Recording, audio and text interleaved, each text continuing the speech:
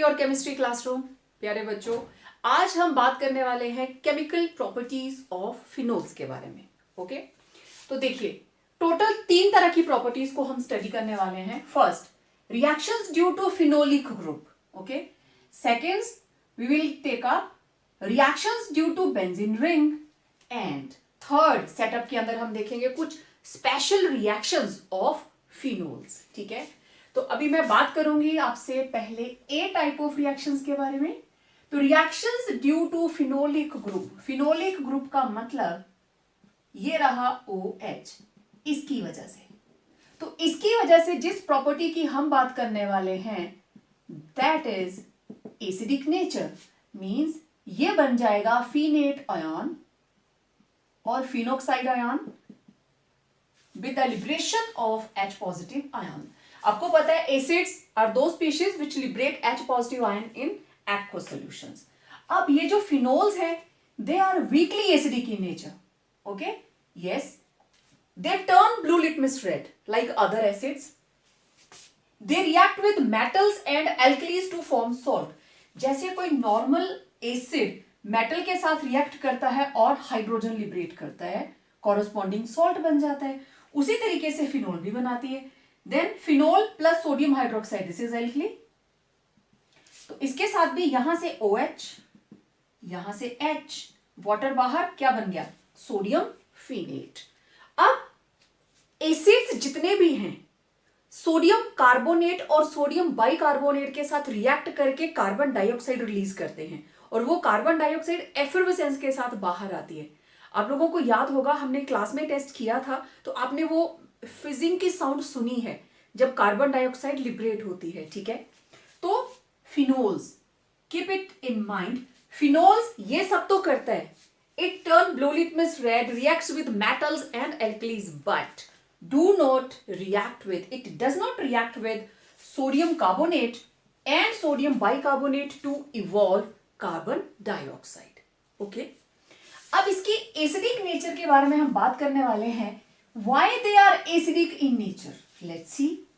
आपने अल्कोहल्स में देखा था that alcohols are even less acidic, weaker acids than water, पानी से भी वीक एसिड है अल्कोहल। ठीक है, अब हम acidic nature of phenol, why phenols are acidic in nature, क्यों H पॉजिटिव देती हैं ये। ओके, चलिए इसको करने के लिए हमें इसके रेजोनेटिंग स्ट्रक्चर्स बनाने हैं। ये रहा मेरे पास फिनोल। ठीक है, फिनोल क्या करता है, फिनोल H पॉजिटिव देकर बना लेता है phenate ion, this is phenate ion. ठीक है, अब हमें इसके बारे में बात करनी है कि क्यों जो फिनोल है वो ऐसा क्यों करेगा। Let's see that. आपको पता है यहां पे ऑक्सीजन के ऊपर 2 लोन पेयर और अब यहां पे कितने हो गए? 3, क्योंकि नेगेटिव चार्ज आ गया ना।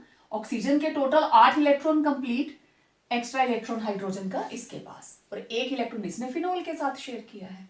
ओके, मुझे ये देखना है दोनों में से कौन ज्यादा स्टेबल। ओके, अब मैं इसकी रेजोनेंस देखूंगी। This is phenol, okay, resonance. उसके लिए आपको क्या करना है, टोटल 6 स्ट्रक्चर्स बनेंगे, तो हम सिर्फ ऐसे बेंजीन रिंग्स पहले बना लेंगे।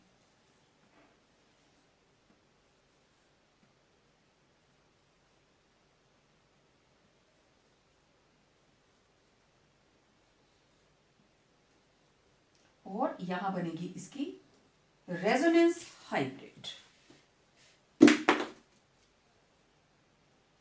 ओके, सेम ऐसे ही मैं इधर बना लेती हूं।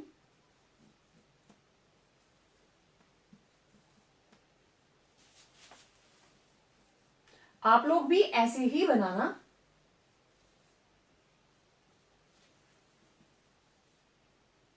भले ही मेरे साथ साथ बनाते चलिए। और यहां हम बनाएंगे resonance hybrid.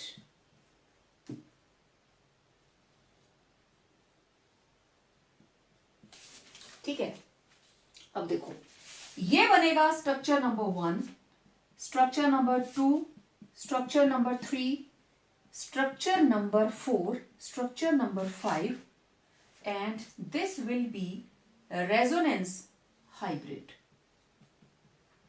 Similarly, structure 1, structure 2, structure 3, structure 4, 5, and there will be a resonance hybrid. Let me check, ये visible है सारा? Yes, it is visible.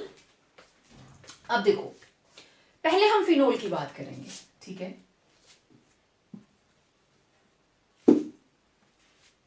Resonance दोनों में आ जाएगी, ठीक है, तो कॉमन एरिया में लिख रही हूं, दिस इज फिनोल, ओके। अब OH OH डन, कुछ नहीं किया मैंने, ओके। इसके दो लोन पेयर, पहला स्ट्रक्चर क्या चेंज हुआ, सिर्फ डबल बॉन्ड की पोजीशन, नथिंग, सिर्फ डबल बॉन्ड की पोजीशन। अब देखो यहां पे भी OH सिंगल बॉन्ड है ना, ये बॉन्ड ऐसे है। अब ध्यान से देखना, ये जो बेंजीन रिंग है it has -I effect, benzene ring is having -I effect, मतलब ये इलेक्ट्रॉन पेयर अंदर को आया, अंदर आया तो कार्बन तो ऑलरेडी 4 बॉन्ड बनाए हुए हैं, ये बॉन्ड आएगा तो 5 हो जाएंगे, इलेक्ट्रॉन अंदर को आए तो पाई बॉन्ड को धक्का लगा वो बाहर, यहां क्या बन गया, डबल बॉन्ड, ऑक्सीजन, ऑक्सीजन के साथ H लगा है और अब इलेक्ट्रॉन पेयर रह गया एक और इसके ऊपर क्या आ गया, पॉजिटिव चार्ज, ये पेयर अंदर आ गया बॉन्डिंग में, ठीक है। यहां क्या आया, नेगेटिव चार्ज, और ये दोनों bond as it is, okay. Next step, ये वाला नेगेटिव चार्ज इन दोनों के बीच में, तो इसको धक्का बजेगा, ये यहां पहुंच जाएगा, अगेन यहां पे ऑक्सीजन के ऊपर है पॉजिटिव चार्ज और सिर्फ एक लोन पेयर, और ये वाला बॉन्ड इधर, ये वाला बॉन्ड आ गया इधर, और यहां पे क्या है, नेगेटिव चार्ज। अगले स्टेप के अंदर ये नेगेटिव चार्ज अंदर गया तो इसको धक्का बजा और ये इधर पहुंच गया, ठीक है। Again there is positive charge on oxygen, यहां आ गया नेगेटिव चार्ज, ये लीजिए। अब ये पहुंचेगा इधर और ये वापस ऑक्सीजन के ऊपर, और कौन सा स्ट्रक्चर बन जाएगा, पहले वाला, ऐसे ही होगा, ओके। तो देखें, रेजोनेंस हाइब्रिड, डबल बॉन्ड पूरी रिंग के ऊपर घूम गया, देख लीजिए, पहले यहां था फिर यहां पहुंचा, ये देख लो, हर जगह पे पहुंच गया, और एक बार ऑर्थो पे नेगेटिव चार्ज, पैरा पे नेगेटिव चार्ज, ऑर्थो पे नेगेटिव चार्ज, और यहां पे भी डबल बॉन्ड कैरेक्टर, और ऑक्सीजन के ऊपर भी पॉजिटिव चार्ज, क्लियर, ओके। अब सेम चीज इधर देखेंगे, मेरे पास है फिनोक्साइड आयन, नेगेटिव चार्ज, ठीक है। अब पहला स्ट्रक्चर जैसे उधर बनाया था यही रहेगा, अगले स्ट्रक्चर के अंदर just change the position of double bonds, okay, ठीक है। अब देखो ये नेगेटिव चार्ज अंदर शिफ्ट, नेगेटिव चार्ज अंदर शिफ्ट करने का मतलब ये दोनों इलेक्ट्रॉन अंदर आ गए, तो इनको धक्का बजेगा, रिपल्शन, ये बाहर, क्या बना, डबल बॉन्ड O, और ऑक्सीजन की वैलेंसी कंप्लीट, ये वाला पेयर अंदर को आ गया ना, तो देख लो ऑक्सीजन की वैलेंसी कंप्लीट, 2 4 6 2 8, डबल बॉन्ड, यहां क्या आ गया, नेगेटिव चार्ज, ये दोनों बॉन्ड अपनी जगह पे। अगले स्टेप के अंदर ये शिफ्ट हुआ इधर, और ये नेक्स्ट, ये आ गया डबल बॉन्ड, और इधर क्या आ गया, नेगेटिव चार्ज। अगले स्टेप के अंदर ये नेगेटिव चार्ज इधर और ये वापस इधर, व्हाट वी विल गेट, इधर नेगेटिव चार्ज, डबल बॉन्ड, और इधर नेगेटिव चार्ज। अगले स्टेप में क्या होगा, ये इधर और ये वापस इसके ऊपर, फिर से पहले वाला स्ट्रक्चर बन जाएगा, oxygen will carry negative charge. तो इसका मतलब ये हुआ डबल बॉन्ड पूरे के पूरे रिंग में घूमा और यहां पे भी, और देखिए ऑक्सीजन के ऊपर डेल्टा नेगेटिव था, ऑर्थो पे डेल्टा नेगेटिव था और पैरा पे डेल्टा नेगेटिव था। क्लियर?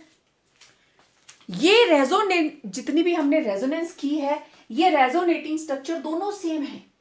फर्क यहां पे ऑक्सीजन की वैलेंसी फुल थी, लेकिन जैसे ही लोन पेयर अंदर को शिफ्ट हुआ, नो डाउट इसके ऊपर पॉजिटिव चार्ज आएगा। अब मुझे यह देखना है दोनों में से स्टेबल कौन। ध्यान से देखिए। अच्छा, मैं अब इसको हटा देती हूं, मुझे थोड़ी स्पेस चाहिए।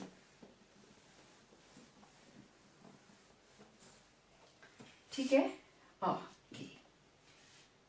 पहली चीज, there is positive charge on electronegative oxygen atom, which makes the structure unstable. जितने भी रेजोनेटिंग स्ट्रक्चर्स आप देख रहे हो, उसमें ऑक्सीजन के 3 स्ट्रक्चर ऐसे हैं जिसके ऊपर पॉजिटिव चार्ज है। क्लियर? लेकिन फिनोक्साइड आयन के अंदर क्या है? Negative charge. Negative charge on electronegative oxygen atom makes it stable. Right? Oxygen के ऊपर है negative charge and that makes it stable. Okay, now it's fine. इधर ऑक्सीजन के ऊपर है पॉजिटिव चार्ज। इलेक्ट्रोनेगेटिव एटम के ऊपर कभी पॉजिटिव चार्ज आ जाए तो वो रेजोनेटिंग स्ट्रक्चर्स अनस्टेबल होते। इलेक्ट्रोनेगेटिव के ऊपर नेगेटिव और इलेक्ट्रोपॉजिटिव के ऊपर पॉजिटिव चार्ज आए, मतलब कार्बन पे अगर पॉजिटिव चार्ज आए, that situation is more stable. ठीक है, पहली बात हो गई। ओके, दूसरी बात देखिए, रेजोनेंस हाइब्रिड के अंदर there is charge separation, positive और negative. There is charge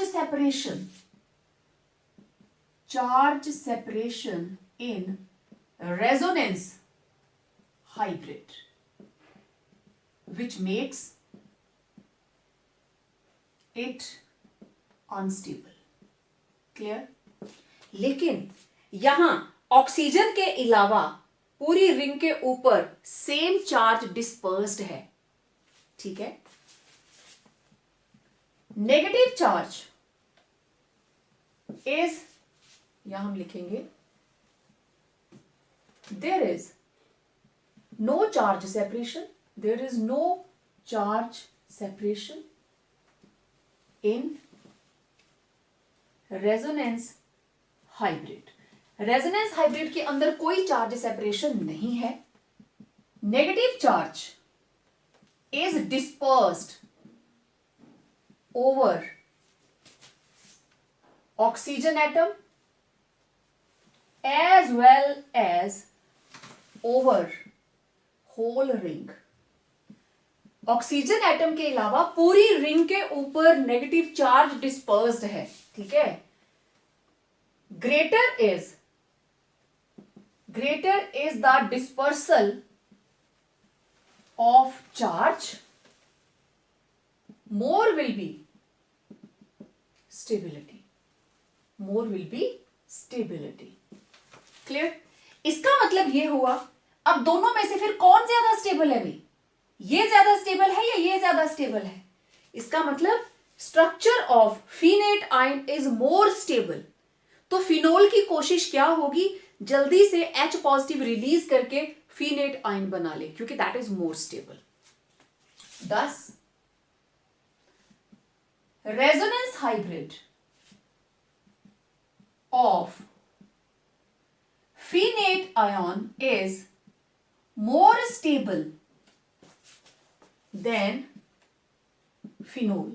phenol की रेजोनेंस हाइब्रिड से फिनेट आयन की जो रेजोनेंस हाइब्रिड है that is more stable. thus phenol readily, एकदम से readily release H positive to form phenate ion to form more stable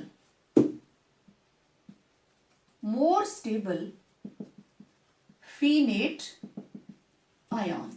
Thus, phenols are acidic in nature. समझ आई? इस तरीके से आप प्रूव करेंगे that phenols are acidic in nature. Clear?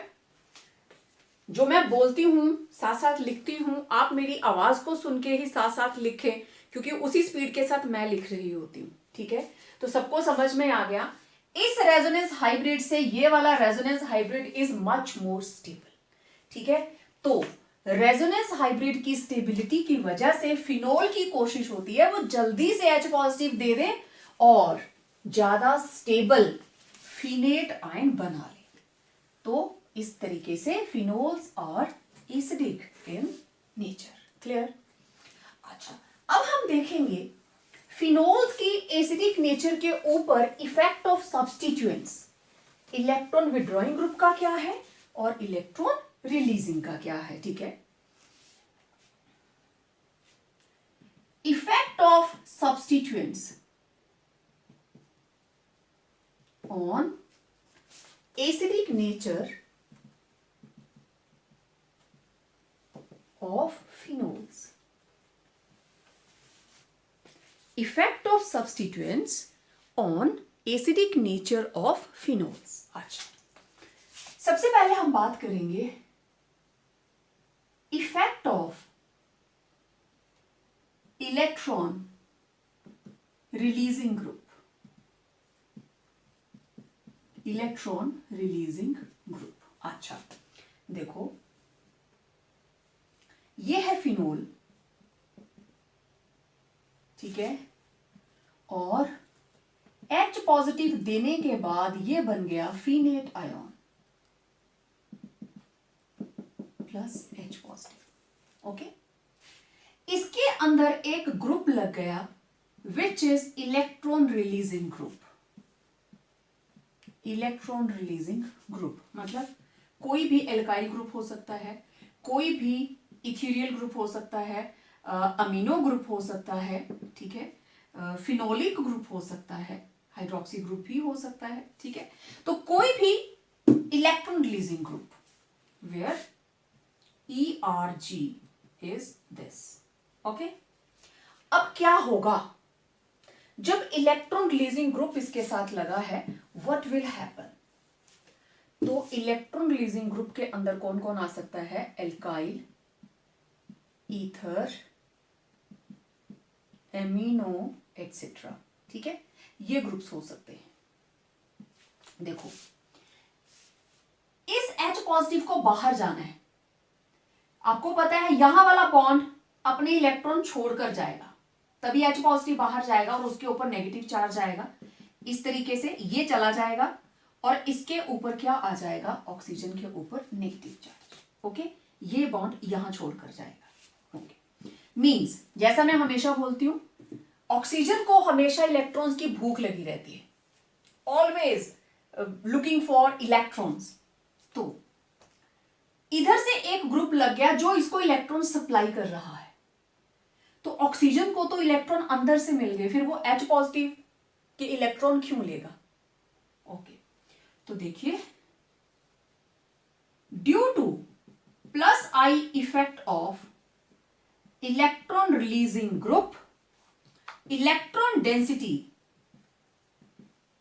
increases on oxygen atom which hinders the release of H positive ion. Thus, acidic nature decreases. Okay. चलो H positive दे दिया, बाद में देखें क्या हो रहा है. इसके ऊपर नेगेटिव चार्ज और इधर से इलेक्ट्रॉन जा रहे हैं. Negative negative positive, negative negative repulsion. ठीक है? Due to plus I effect of electron releasing group and negative charge present over oxygen atom, there will be charge intensification. There will be charge intensification which leads to repulsion, thus making finite ion unstable. Clear? इसकी वजह से, electron releasing group की वजह से फिनेट ion stable नहीं रहता. Phenol H positive क्यों देता था? क्योंकि फिनेट आयन वाज स्टेबल. लेकिन due to the presence of electron releasing group ने भी इलेक्ट्रॉन दिए, उसके ऊपर नेगेटिव चार्ज इंटेंसिफाई हुआ और same charges they will repel each other. What will happen? This ion will become unstable, right? This thus making finite ion unstable, thus decreases its acidic nature. इसकी acidic nature decrease करेगा. Example देखते हैं.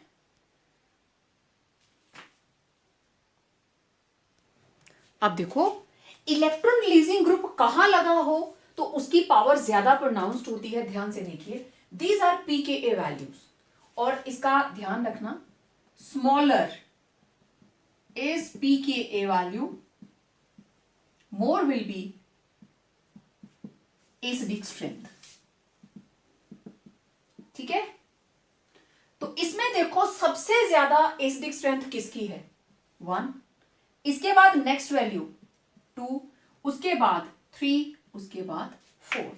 तो इसका मतलब decreasing order of acidic strength is, सबसे पहले आएगा फिनोल. अच्छा, मैं नाम ही लिख दूं, फिनोल. ग्रेटर देन, फिनोल के बाद नंबर 2 के ऊपर है मेटाक्रिजोल. मेटाक्रिजोल के बाद है पैराक्रिजोल.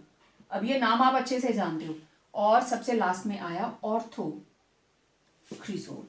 तो अगर ऑर्थो और पैरा की हम बात करें, ऑर्थो और पैरा में से पैरा के ऊपर जो electron releasing plus I effect है, जो plus I effect is more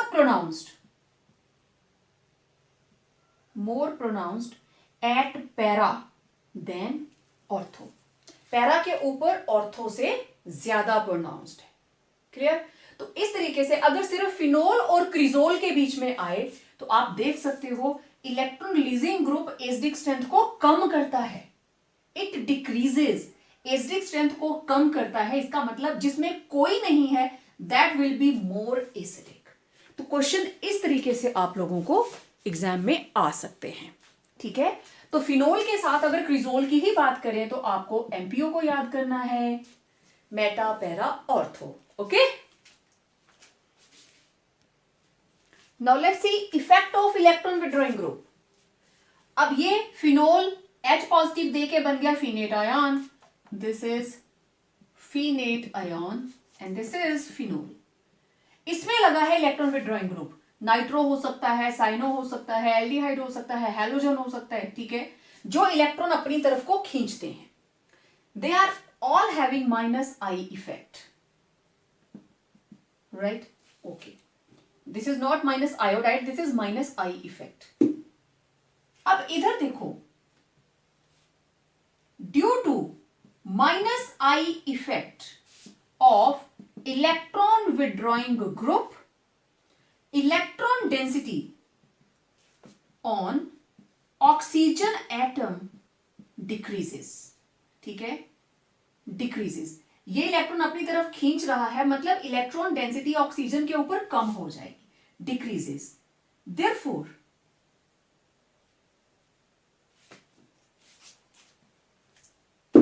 release of H positive from phenolic group becomes easy. That is, acidic nature increases.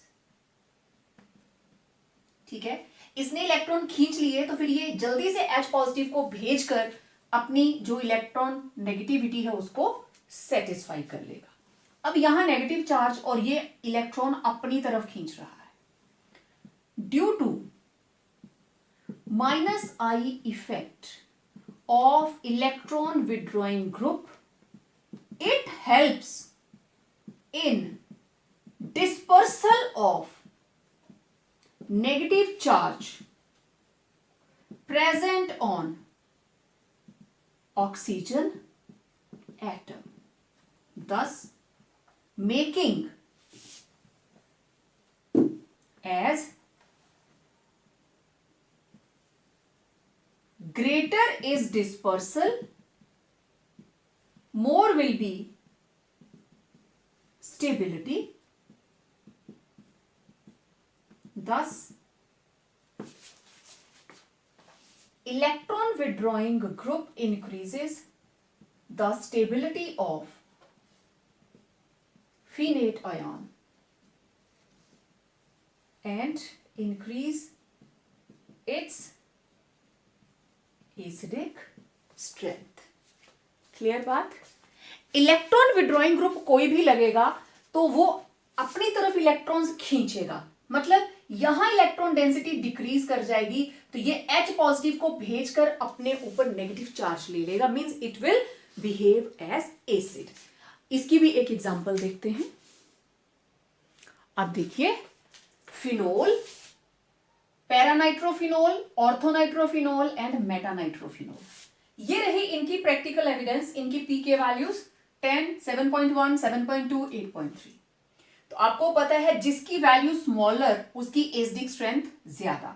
तो order will be para, ortho, Meta और last में क्या आएगा? Phenol. तो electron withdrawing group ने क्या किया? एसिडिक स्ट्रेंथ को बढ़ा दिया. पैरा वाले का ऑर्थो से ज्यादा, जबकि ऑर्थो और पैरा पे ही नेगेटिव चार्ज जनरेट होता है. पैरा इसका एसिडिक स्ट्रेंथ ज्यादा, चाहे 1 पॉइंट का ही फर्क है. This is due to its symmetry. Symmetry की वजह से this is more symmetrical. Okay, उस वजह से paranitrophenol is more acidic than ortho, then meta और लास्ट में क्या आएगा? फिनोल. मेटा लास्ट में क्यों आया? क्योंकि नेगेटिव चार्ज जिसको उसने अपनी तरफ ड्रॉ करना है वो सिर्फ ऑर्थो और पैरा पे होता है, मेटा पे तो होता ही नहीं है. लेकिन फिर भी NO2 की नेचर है इलेक्ट्रॉन विड्रॉ करने की. It will certainly decrease electron density over oxygen atom and making it more acidic. तो अगर एक से ज्यादा नाइट्रो ग्रुप लग जाएं, यहां देखो 2,4,6, this is 2,4,6 tri nitrophenol, this is 2,4 dinitrophenol and this is 4 nitrophenol. तो जितने ज्यादा इलेक्ट्रॉन विड्रॉइंग ग्रुप लगेंगे एसिडिक स्ट्रेंथ उतनी ही ज्यादा होगी. मैं इसलिए आपको बता रही हूं, एग्जाम के अंदर ऐसे मिक्स करके दे देते हैं कि इनको अरेंज कीजिए. तो आपके माइंड में होना चाहिए जब सिंगल है तब ऑर्डर क्या है, और अगर नंबर ज्यादा है ऐसे ही इलेक्ट्रॉन रिलीजिंग ग्रुप में बिल्कुल रिवर्स हो जाएगा. जितने ज्यादा इलेक्ट्रॉन रिलीजिंग ग्रुप लगेंगे उसकी एसिडिक स्ट्रेंथ उतनी ही कम होगी. नाइट्रो की जगह पे अगर आप मिथाइल लगा देते हो तो ये सबसे लास्ट में चला जाएगा. ओके, तो it was effect of substituents on acidic nature of phenols. अब देखो एग्जाम के अंदर क्वेश्चन आ गया, phenols are more acidic than alcohols, और out of alcohols and phenols which is more acidic. तो देखो फिनोल्स, अल्कोहल्स, फिनोल से बनता है फिनेट आयन और अल्कोहल से बनता है एल्कोक्साइड आयन. ठीक है, फिनोल और फिनेट दोनों में ही रेजोनेंस होती है. Both phenol and phenate ions are resonance stabilised, और फिनोक्साइड आयन या फिनेट आयन की जो रेजोनेंस हाइब्रिड है that is more stable than that of phenol. ये अभी आप पीछे करके आए हो. ठीक है, thus phenol readily releases H positive and form releases H positive and behave as acid. Okay, H positive release करके ये मोर स्टेबल फिनेट आयन बना लेता है. Phenate ion is more stable than that of phenol. Thus phenol readily releases H positive and forms more stable finate ion and behave as acid. Right. लेकिन इधर there is no resonance either in alcohol or in alkoxide ion. Therefore, alkoxide ion is less stable than finate ion. क्योंकि more is resonance, more will be stability. जिसमें resonance है that will be more stable. तो actually ये lines 0.1 के सामने आना चाहिए, 2 के सामने आना चाहिए. तो आप इसको मैनेज करना. ओके, अब देखो बेंजीन रिंग की टेंडेंसी है -I इफेक्ट. ये इलेक्ट्रॉन अपनी तरफ खींचेगी, means it will decrease electron density. -I effect of benzene ring decreases electron density on oxygen atom and helps in release of H positive. लेकिन इधर alkyl group की क्या tendency है भाई? Yes, +I effect. Alkyl group has +I effect which increases electron density over oxygen atom, hence hinders the release of H positive ion. Last में आप क्या लिखोगे कॉमन लाइन में? 10 phenols are more acidic than alcohols. Clear? ये line आप last में लिखोगे common area के अंदर. क्लियर? अब देखिए, पहले हमने नंबर 1 पे रिएक्शन करी एसिडिक नेचर. अब देखो बहुत सिंपल सी रिएक्शंस है. Action with zinc dust, very simple. Phenol की रिडक्शन हो जाएगी. रिडक्शन का मतलब ऑक्सीजन का रिमूवल. तो जिंक ऑक्सीजन को साथ लेके चला गया बाहर, जिंक ऑक्साइड. तो ये H जुड़ गया इसके साथ, क्या बन गई? बेंजीन. ठीक है, तो यहां पे हुई reduction. Okay, action with ammonia, बहुत सिंपल रिएक्शन. यहां से OH और यहां से H, बाकी क्या बचा? वाटर. NH3 में से H चला गया तो क्या बचा? NH2. It forms aniline. So it is a method of preparation for aniline. Phenol reacts with ammonia. This is phenol reacts with ammonia in the presence of anhydrous zinc chloride at 573 Kelvin temperature to form aniline. Okay. Now reaction with acid chloride और acid anhydride और बन जाएंगे acyl derivative. देखना जरा, यहां से निकला H, ये है एसिड क्लोराइड, ये है एसिड एनहाइड्राइड. तो this is ethanoyl chloride and this is ethanoic anhydride. और मैंने आपको बताया था एनहाइड्राइड जो है वो कैसे बनता है. ठीक है, CH3COOCOCH3 और यहां से गया Cl. तो अब देखो ऑक्सीजन, ऑक्सीजन के साथ कौन जुड़ा? ये कार्बन. इस कार्बन के साथ डबल बॉन्ड O और आगे क्या लगा है? CH3. क्लियर? आप इसको ऐसे भी लिख सकते हो OCOCH3. ठीक है, you can write it in this way. चाहे आप इसको खोल के लिखें, चाहे आप इसको हटा के लिखें. तो दिस इज एस्टर. एस्टर बनाना, ये वर्ड रूट और ये ऑक्सीजन के साथ लगा है फिनाइल. तो this is phenyl, 2 carbon, ethanoate. Phenyl ethanoate. Clear? अच्छा, मैं ये वाला स्पेस खाली कर लेती हूं. अब इसकी जरूरत नहीं है, ये आपने कर लिया. ओके, चलो ये वाला रिएक्शन मैं ऊपर लिख रही हूं. हमारे पास है फिनोल और हम यूज करने वाले हैं acid anhydride. Okay, in the presence of concentrated sulfuric acid. यहां से गया H और इधर से जाएगा, चलो मैं ये ग्रुप हटा देती हूं क्योंकि एसाइल ग्रुप लगना है ना, you have to add acyl group. आपने लिखा है फॉर्मेशन ऑफ एसाइल डेरिवेटिव्स, तो CH3COOH एक तो निकल गया, CH3COOH एसिटिक एसिड। ओके, अब फिनोल, इसके साथ लगी है oxygen, C double bond O CH3, again this is phenyl ethanoate. Clear? दोनों से सेम डेरिवेटिव बना, आप चाहे एसिड क्लोराइड यूज करें, आप चाहे acid anhydride. Now this is anhydride of 2 carbon acid means ethanoic anhydride. ठीक है, अब इस रिएक्शन की इंपॉर्टेंस क्या है? What is importance of this reaction? Fries rearrangement.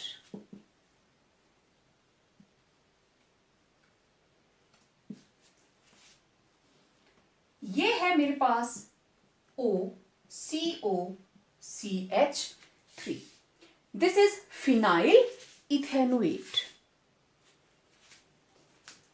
Fries rearrangement very important reaction, name reaction सारी ही इंपॉर्टेंट है। इसमें है क्या, ये हमारे पास एस्टर बन गया, this is phenyl ethanoate ester. जब हम इस एस्टर को हीट करेंगे in the presence of anhydrous AlCl3, तो ये जो एसाइल ग्रुप है it will migrate either to ortho और टू पैरा। देखो यहां ऑक्सीजन के साथ लगा था एसाइल ग्रुप COCH3, यहां से H हटा, वो H इधर चला गया, ये बन गया OH, और इधर क्या लग गया C double bond O CH3। या तो ऑर्थो पे लगेगा या कहां लगेगा, पैरा पे। पैरा की हाइड्रोजन ऑक्सीजन के पास, और ये बन गया C double bond O CH3। ठीक है, अब देखो ये नंबर 1, ये number 2, this is ortho hydroxy aceto, phenyl plus ketone acetophenone, and this is para hydroxy acetophenone. ये नाम मैंने पहले बताए हैं आपको, क्लियर? तो इस तरीके से फ्राइज रीअरेंजमेंट जो है उसमें एसाइल ग्रुप माइग्रेट कर जाता है आइदर टू ऑर्थो और to para. Fifth reaction with benzoyl chloride. आपको पता है बेंजोइल क्लोराइड का मतलब, ये रहा बेंजोइक एसिड COOH, OH हटाया और उसकी जगह पे Cl लगा दिया, ये बन गया बेंजोइल क्लोराइड। ठीक है, इसको मैं ऐसे भी लिख सकती हूं C6H5C double bond O Cl, benzene ring को, this is C6H5C double bond O Cl। ठीक है, तो मैं इसी को यूज करने वाली हूं। ये रहा फिनोल, ये रहा बेंजोइल क्लोराइड, रिएक्शन वही है, यहां से हटा H, ठीक है, और इधर से हटा Cl, तो ये बन गया O C double bond O C6H5। देखो यही बना, यहां से जुड़ गया ऑक्सीजन के साथ जाके, सेम ऐसी चीजें बनी पहले भी, प्लस HCl बाहर। अब इसका नाम देखिए, ऑक्सीजन के साथ लगा है फिनाइल, तो दिस इज फिनाइल, और this is benzoate, phenyl benzoate, again it is ester. Same reaction, और इस पर्टिकुलर रिएक्शन का नाम क्या है? This is known as Schotten Baumann reaction. When phenol reacts with benzoyl chloride in the presence of sodium hydroxide, it forms phenyl benzoate. और इस reaction को हम बेंजोइलेशन भी कहेंगे, and particularly this reaction is Schotten Baumann reaction. Then reaction with Grignard's reagent. This is phenol C6H5OH. This is Grignard's reagent. Ethyl, magnesium, bromide. Okay, अब देखो क्या बना, C2H5 के अंदर एक और H जुड़ गया, C2H6 इथेन प्लस C6H5O किसके साथ जुड़ गया, मैग्नीशियम के साथ, मतलब मैग्नीशियम के साथ लग गया OC6H5 Br, phenoxy magnesium bromide.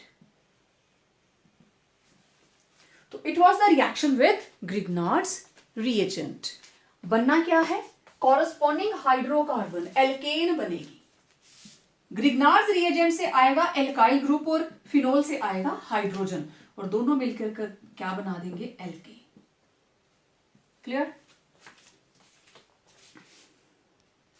Reaction with ferric chloride, phenols violet colour show करते हैं जब न्यूट्रल फेरिक कलर सॉल्यूशन के साथ रिएक्ट करेंगे, और कुछ केसेस के अंदर कलर ग्रीन भी हो सकता है या रेड भी हो सकता है, इट मे बी ग्रीन और red. Simple reaction, this is phenol, FeCl3, 3 chlorine है तो मैंने 3 ले लिए, यहां से 3H 3Cl 3HCl बाहर।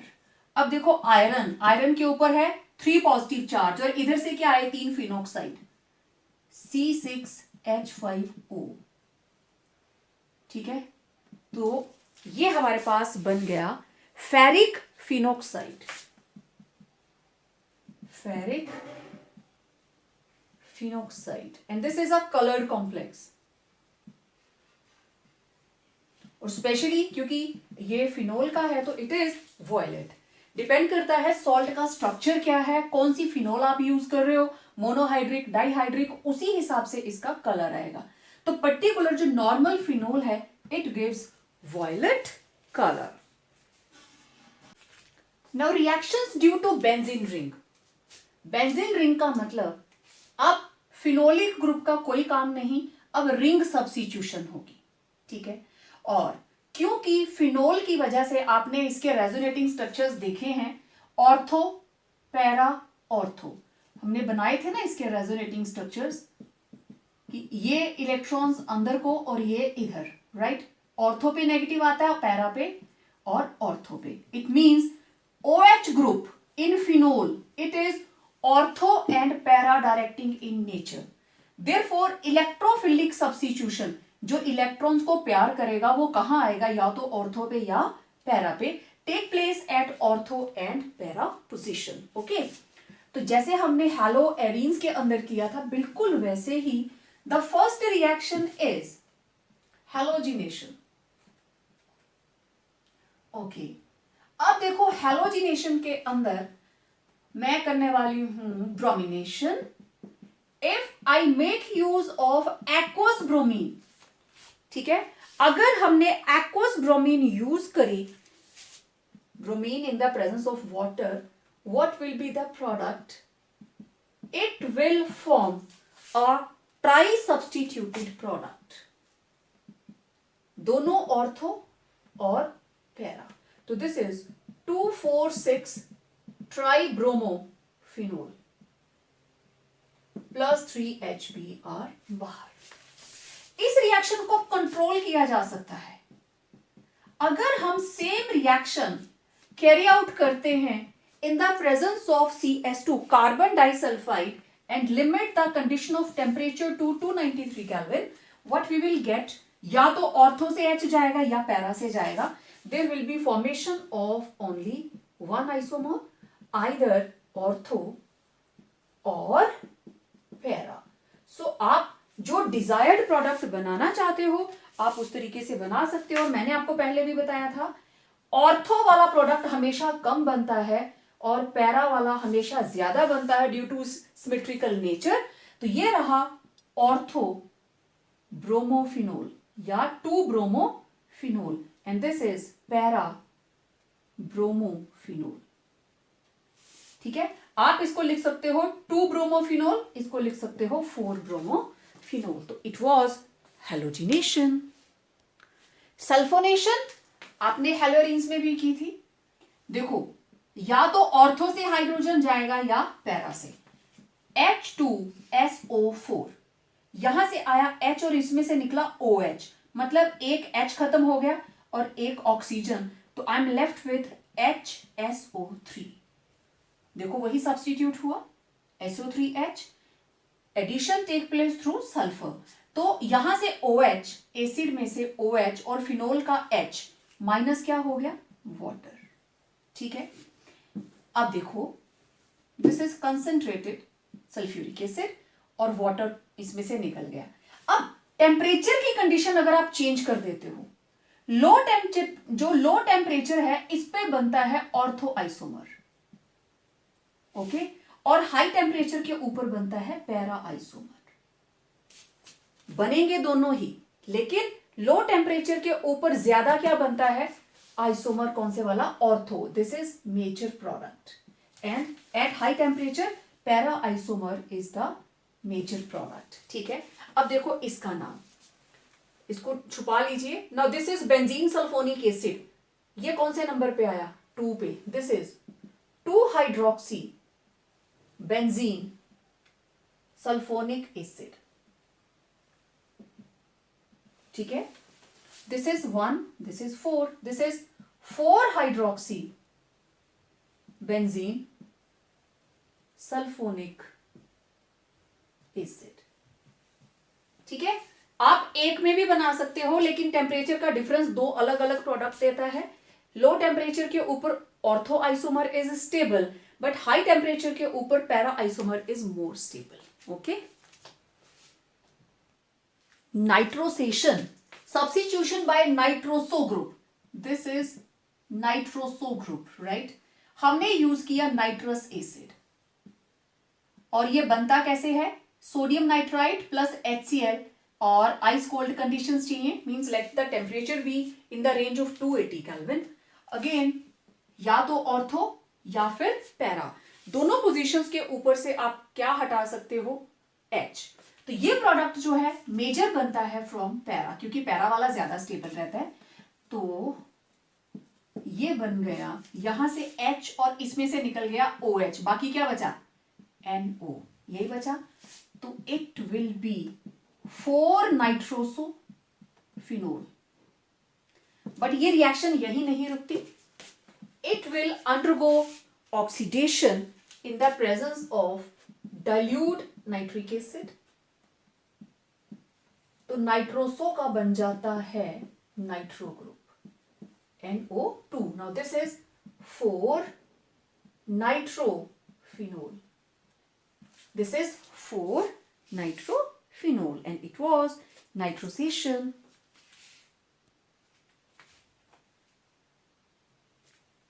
देखिए nitration, phenol plus nitric acid, even आप डाइल्यूट भी यूज करेंगे एट अ टेम्परेचर 293, कंसंट्रेटेड भी यूज कर सकते हैं।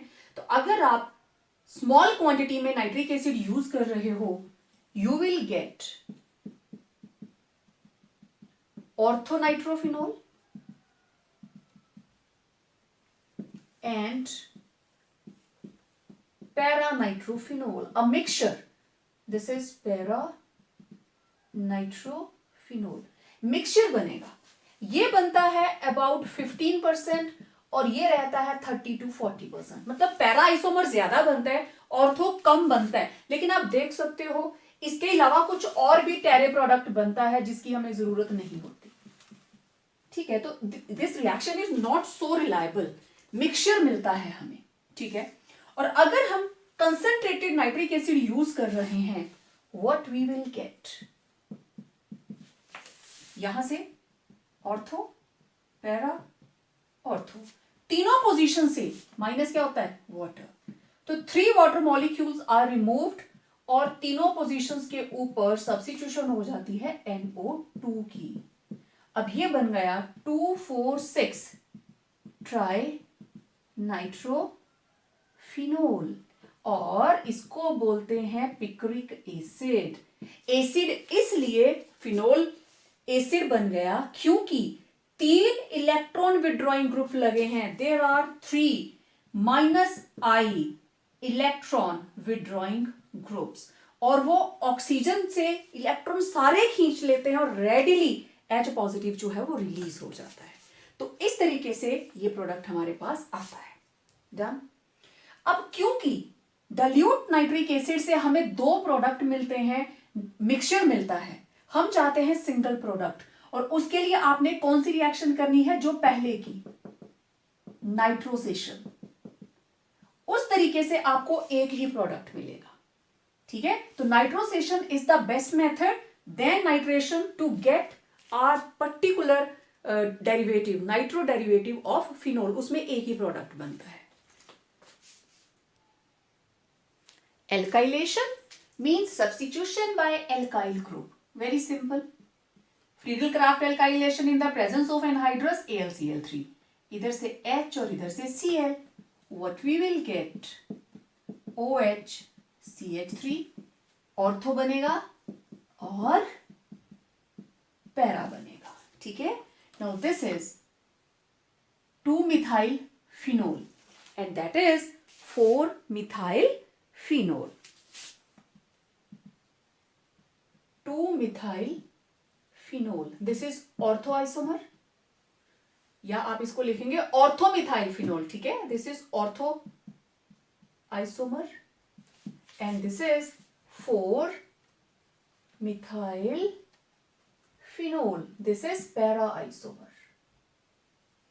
ओके, या तो ऑर्थो पे लगेगा या पैरा पे लगेगा, एंड अलोंग विद HCl ये भी निकल गया।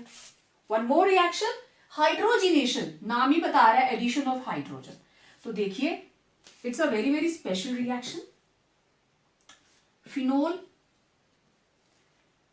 3 डबल बॉन्ड है इसके अंदर, 1 2 1 2, सारे के सारे डबल बॉन्ड खत्म। तो ये बन गई साइक्लोहेक्सेन और इसके ऊपर लगा है OH। नाउ यहां पे carbon carbon carbon 6 carbon, 2 hydrogen 2 4, यहां से स्टार्ट करते हैं, 2 4 6 8 10 और एक यहां पे 11 OH। क्योंकि अगर ये साइक्लोहेक्सेन होती इट शुड बी C6H12। एक हाइड्रोजन हटाई और उसकी जगह पे OH लग गया, एक H हटाया OH लगाया, C6H11OH, ये बन गया साइक्लोहेक्सेनॉल। क्लियर? तो ये बन गया साइक्लोहेक्सेनॉल। तो when hydrogen is passed through phenol in the presence of nickel at 533 Kelvin temperature, it gets completely hydrogenated to form cyclohexanol. तो ये थी हमारे पास दो तरह की प्रॉपर्टीज जो हमने की। एक थी reactions due to phenolic group and second we dealt with that was reactions due to benzene ring, that is electrophilic substitution reaction. Okay, so आज के वीडियो में इतना ही। Third type of reaction that is special reactions of phenol, और वो सारी की सारी रिएक्शन सच में बहुत स्पेशल है। ऑलमोस्ट हर reaction that is a name reaction. Okay, so उसके बारे में बात करेंगे हमारे अपकमिंग न्यू वीडियो के अंदर। Till then stay home, stay safe, take good care of yourself and your family, and yes, complete your notes.